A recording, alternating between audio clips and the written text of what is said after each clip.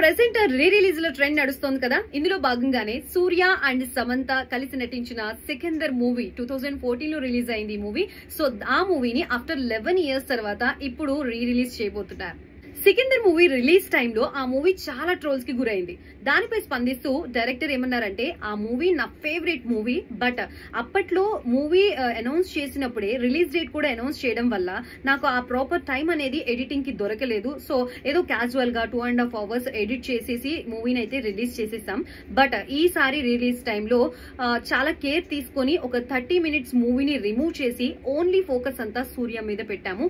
So ఈ movie ఖచ్చితంగా audience కి నచ్చుతుంది అని చెప్పి డైరెక్టర్ అంటున్నారు. సో ఈసారి I'm very much confident about the movie and trolls పై కూడా ఆయన స్పందించారు. మంచి మూవీస్ ని ట్రోల్స్ ఆపలేవు అని అన్నారు. సో ఫైనల్ గా సూర్య మీద ఫుల్ ఫోకస్ చేశామని డైరెక్టర్ చెప్పడంతో సూర్య ఫ్యాన్స్ ఫుల్ ఖుషీగా ఉన్నారు. సో ఈ మూవీ రిలీజ్ 28 November జరగబోతోంది.